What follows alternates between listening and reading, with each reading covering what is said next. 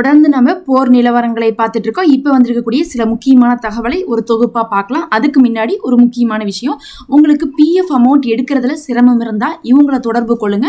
இவங்க உங்களுக்கு அதில் ஹெல்ப் பண்ணுவாங்க. அதே மாதிரி உங்களுக்கு இன்கம் டேக்ஸ் ஃபைல் பண்ணுறதுல தேவை இருந்தால் இவங்கள தொடர்பு கொள்ளுங்க. வெறும் கம்மியான சார்ஜ்லேயே உங்களுக்கு அதை செஞ்சு கொடுப்பாங்க. இப்போ நம்ம வீடியோக்குள்ளே போகலாம். அதில் முதல் விஷயமே வந்து பார்த்தீங்கன்னா, இப்போது மறுபடியும் பேச்சுவார்த்தை குழு என்ன பண்ணிருக்காங்க, கத்தார்ல சந்திச்சிருக்காங்க. நம்ம நேத்தே சொல்லியிருந்தோம் அவங்க சந்திக்க போறாங்கன்ட்டு. இப்போதைக்கு வந்து பாத்தீங்கன்னா சந்திச்சு பேச்சுவார்த்தை அப்படிங்கிறது வந்து போய் கொண்டிருப்பதாக வந்து தகவல் வந்திருக்கு. முதல்ல வந்து ட்ரம்ப் என்ன சொன்னாருன்னா, ஈரான் வந்து வேண்டுதல் கொடுத்தாங்க, அதுக்கு இணங்க தான் நாங்க வந்து சந்திக்க வரோம் அப்படின்னு சொன்னாங்க. உடனே ஈரான் வந்து நாங்களாம் வந்து அவங்கள சந்திக்கணும்னு சொல்லிட்டு வேண்டுதல் எல்லாம் கொடுக்கல, ஆல்ரெடி நாங்க ஒரு ஒப்பந்தம் பேசி கையெழுத்து போட்டோமே, அதுல வந்து இவங்க என்ன சொன்னாங்கன்னா அடுத்த 60 நாளுக்குள்ள வந்து அதை நாங்க செயல்படுத்துறோம்னு சொன்னாங்க. அதை வந்து செயல்படுத்துறதுக்காக தான் நாங்க இது பண்றோமோ தவிர இவங்கள்ட்ட நாங்க பேச்சுவார்த்தைக்கு போக மாட்டோம் அப்படின்னு சொல்லிட்டு தெளிவா சொல்லிட்டாங்க. அவங்கள பார்க்க மாட்டோம், பேச மாட்டோம், அவங்களுக்கு எங்களுக்கு சம்மந்தம் இல்லை, நாங்க மத்தியஸ்தன குழுவை தான் வந்து பார்ப்போம், நாங்க கத்தாருக்கு வந்தாலும் வந்து பார்த்தா அவங்களோட தான் பேசுவோம் அப்படின்ட்டாங்க. அதுக்கப்புறம் வந்து பாத்தீங்கன்னா அமெரிக்கா மாத்தி வெளியிட்டாங்க.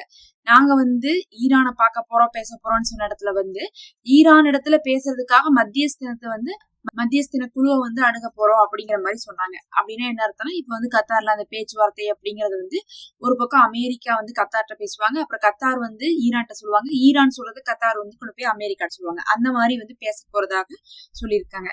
சரி, இதுல என்னதான் பண்ண போறாங்கன்னு பாத்தீங்கன்னா, ஒரு 5 நிபந்தனைகளை வந்து ஈரான் வந்து ஆல்ரெடியே வந்து வச்சிருந்தாங்க. அதை பத்தி சொல்றாங்க. முதல் ஒண்ணு என்னன்னா, எல்லா பக்கமும் நீங்க போற நிறுத்துங்க, காசால லெபனான்ல எல்லா பக்கம் போற நிறுத்துங்க. ரெண்டாவது, எங்கள்கிட்ட நீங்க சொன்னதை வந்து கண்ணியமா நிறைவேற்றி கொடுங்க. சொல்றீங்க ஆனா நிறைவேற்றியே கொடுக்க மாட்டேங்கிறீங்க, ஹானரா வந்து என்ன பண்ணணும், நீங்க ஃபுல்ஃபில் பண்ணி கொடுக்கணும் அப்படிங்கிறாங்க.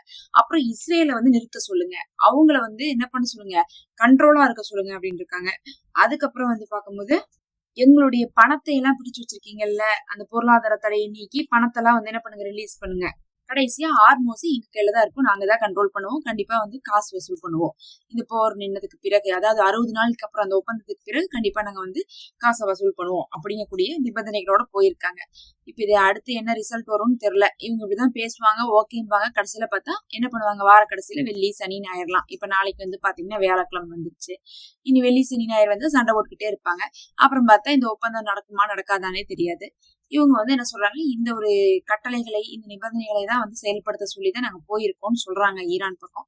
மறுபக்கம் அமெரிக்காவும் இப்ப இன்னைக்கு வந்து போயிருக்காங்க. பார்க்கலாம், பொறுத்திருந்து. இவங்க இழுத்துக்கிட்டே இருக்கிறாங்க. இவங்க உண்மையாலுமே வந்து ஒப்பந்தத்தெல்லாம் வந்து செயல்படுத்தக்கூடிய குணத்தோட தான் வந்து இந்த அமெரிக்கா அப்ரோச் பண்றாங்களா அப்படிங்கறதே ரொம்ப ஒரு கேள்விக்குறியாதான் இருக்குது. ஏன்னா இஸ்ரேல் கண்ட்ரோலே ஆக மாட்டேங்கிறாங்க. இன்னைக்கு கூட லெபனானுடைய சவுத்தன் பார்ட்டை வந்து என்ன பண்ணிருக்காங்க, தாக்கியிருக்காங்க. அடுத்து வந்து பார்த்தா ஓமன் வந்து அமெரிக்காவுடைய பேச்சு கேட்டுக்கிட்டாங்க, அதனால எங்களுக்கு வந்து நாங்க காசுலாம் வசூல் பண்ண மாட்டோம் அப்படின்னு சொல்லிட்டு அறிவிச்சிட்டாங்கன்னு சொல்லிட்டு அமெரிக்கா தரப்புல இருந்து ஒரு செய்தி வந்துச்சு. அதுக்கப்புறம் பாத்தீங்கன்னா ஓமன் வந்து அதை மறுத்திருக்காங்க. ஃபர்ஸ்ட் வந்து என்ன பண்ணாங்கன்னா, ஓமனும் ஈரானும் சேர்ந்துதான் வசூல் பண்ண போறாங்கன்னு ஈரான் அறிவிச்சாங்க. அதுக்கப்புறம் ஓமனை வச்சு எப்படியாவது வந்து இதை நிறுத்திடலாம்னு சொல்லிட்டு ஈரான்ட்ட தான் பேச முடியலன்னு சொல்லி அமெரிக்கா ஓமன்கிட்ட பேசி பார்த்தாங்க. அதுக்கப்புறம் ஓமன் சரின்னாங்க. அதுக்கப்புறம் ஈரான் மறுபடியும் பேசினாங்க. அப்புறம் வந்து ஓமன் சரி நம்ம ஏன் வந்து விட்டு கொடுக்கணும், நம்ம காசு வந்தா நல்லா லாபம் தானே, இப்ப வந்துச்சுன்னா காலம் பூரா வரப்போகுது, ஈரான் சண்டையை போட்டு காசை வாங்க போறான், நாம பக்கத்தாலேயே இருக்கிறோம், நம்மளுடைய ஏரியா ஷேர் ஆகுறதுனால நமக்கு ஒரு ஷேரை கொடுக்க போறாங்க, அதை ஏன் நமக்கு எடுத்துக்கணும்னு சொல்லிட்டு இல்ல நாங்க வாங்க போறோம், கொஞ்சமா வாங்க போறோம், இல்ல பாதுகாப்பு தான் வாங்க போறோம்னு சொல்லிட்டு இப்ப என்ன பண்ணிட்டு இருக்காங்கன்னா, ஓமன் வந்து அடுத்தடுத்து வந்து நாங்க வசூல் பண்ணுவோம் அப்படின்னு சொல்லிதான் கொடுத்திருக்காங்க. அமெரிக்கா வந்து என்ன எதிர்பார்க்கறாங்கன்னா, ஏதாவது ஒரு பக்கமாவது வந்து காசு வாங்க மாட்டேங்கிறாங்க அப்படிங்கறத சொல்லி நாங்க தான் வந்து ஹார்மோஸவே காப்பாத்தணும்னு சொல்லணும்னு பாக்குறாங்க. ஆனா கடைசியில வந்து பாத்தீங்கன்னா ஓமனும் காசு வாங்குவோம் அப்படின்னு தான் சொல்லி முடிச்சிருக்காங்க. ஏற்கனவே அந்த ஹார்மோஸ் பகுதியில போறதுல யாருக்கு அதிக செலவு இருக்குன்னு பாத்தீங்கன்னா பல நாடுகள் இருக்காங்க. அதுல இந்தியாவுக்கு 45% வந்து அதிகமான வந்து டிராவல் அந்த பக்கம் இருக்கு. ஆனா அமெரிக்காவுக்கு வெறும் 2-3% தான். அவனுக்கு எந்த செலவும் இல்லை, அவன் போய் சண்டையை ஆரம்பிச்சு விட்டு கடைசியில எல்லாருக்கும் செலவை கொண்டு வந்ததுதான் இப்ப மிச்சமா இருக்கு. அடுத்து இன்னைக்கு ரஃபால வந்து பாத்தீங்கன்னா, அதாவது காசாவுடைய ரஃபா பகுதி எல்லை பகுதியில வந்து 14 கிலோமீட்டருக்கு ஒரு டனல் கண்டுபிடிச்சிருப்பதாக இஸ்ரேல் சொல்றாங்க. அந்த 14 கிலோமீட்டர்ல பாதி டனலை வந்து என்ன பண்ணாங்கன்னா, ஒரு 7 கிலோமீட்டர் அளவுக்கு வந்து என்ன பண்ணாங்கன்னா குண்டுகள் வச்சு தகர்த்திருக்காங்க. அந்த இதே இருக்கக்கூடாது, பங்கரே இருக்கக்கூடாதுன்னு மிச்ச பாதி என்ன பண்ணிருக்காங்கன்னா சிமெண்ட் கலவைகளை ஊத்தி வந்து என்ன பண்ணிருக்காங்க, அதை அப்படியே க்ளோஸ் பண்ணிருக்கிறதாக இன்னைக்கு வந்து இஸ்ரேல் அறிவிச்சிருக்காங்க. ஏற்கனவே வந்து அவர்களுக்கு வந்து டனல் எல்லாம் கண்டுபிடிக்க முடியாம எங்கள்கிட்ட வந்து என்ன பண்ணுங்க, ப்ளூ பிரிண்ட் எல்லாம் கொடுங்கன்னு கேட்டுட்டு இருந்தாங்க இஸ்ரேல். இந்த நிலைமையில வந்து ஒரு டனல் கிடைச்சா அதை சும்மா விட மாட்டாங்க. அதை என்ன பண்ணிருக்காங்க, மொத்தமா அழிச்சு விட்டுருக்காங்க. இதனுடைய நுழைவாயில்ல எங்க இருக்குன்னா பள்ளி, கல்லூரிகள், அதுக்கப்புறம் ஹாஸ்பிட்டல்ல இருக்குதுன்னு அவங்க சொல்றாங்க. இப்படிதான் ஒவ்வொரு தடவையும் அவங்க சொல்லுவாங்க. அந்த மாதிரி என்ன பண்ணிருக்காங்க, இஸ்ரேல் வந்து முக்கியமான பகுதிகளுக்கும் இதனுடைய நுழைவாயில் இருக்கு, அதனாலதான் நாங்க ஹாஸ்பிட்டல் எல்லாம் அடிக்கிறோங்கிற மாதிரி நியாயப்படுத்திருக்காங்க. நியாயப்படுத்துறது மட்டும் இல்ல, நேத்து வந்து பாத்தீங்கன்னா மறுபடியும் ஒரு பெரிய தாக்குதலை நடத்திருக்காங்க. நடத்துனதுல 5 பேர் இறந்திருக்காங்க. ஒரு பெண்ணும் ஒரு 2 குழந்தைகளும் ஒரு குடும்பத்தை சேர்ந்தவங்களே வந்து இறந்திருக்காங்க. எந்த அளவுக்கு ஒரு தாக்குதலா இருந்திருக்குன்னு சொல்லிட்டு பாத்துக்கோங்க. அதுவும் அல் மவாசி கேம்ப்ல தான் இது நடந்திருக்குது. அப்ப அல் மவாசி கேம்ப்னாவே வந்து அங்க அகதிகளா தான் இருக்கிறாங்க, வீடு வாசல் இல்லாம. அவங்கள போய் தாக்குனதுலதான் இப்படி ஒரு மரண செய்தியும் அங்கிருந்து வந்திருக்குது.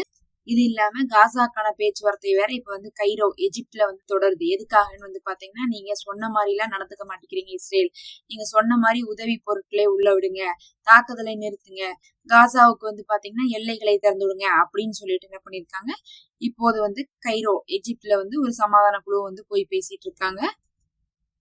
அடுத்து ரொம்ப ஒரு முக்கியமான விஷயம் அப்படின்னு சொல்லிட்டு பார்த்தா, தரை வழிக்கு வந்து பார்த்தா குர்திஸ் வந்து நுழைஞ்சிருக்காங்க.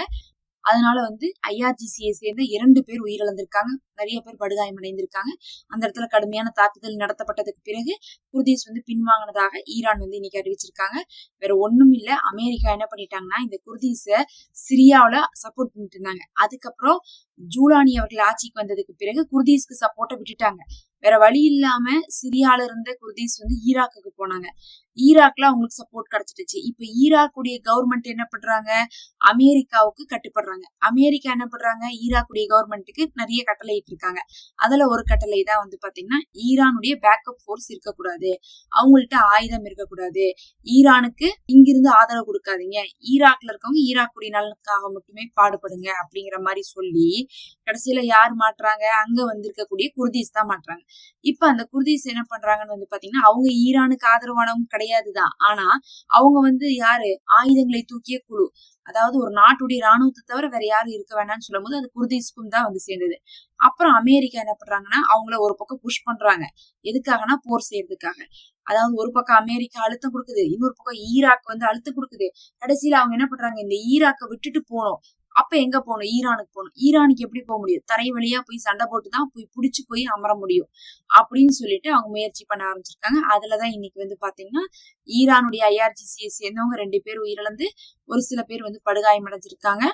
ஈரான் வந்து இப்ப அந்த குர்திஸ வந்து ஃபர்ஸ்ட் கேட்டாங்க, செய்ய மாட்டேன்ட்டாங்க, கெஞ்சினாங்க, அப்பவும் செய்ய முடியாது, எங்களால முடியாதுன்னு சொல்லிட்டு குர்திஸ் சொன்னனால இப்ப அவங்க என்ன பண்றாங்க, வேற வழி இல்லாம ஈரானுக்கு போர் போற மாதிரியான ஒரு நிர்பந்தத்தை கொடுத்துட்டு இருக்காங்க.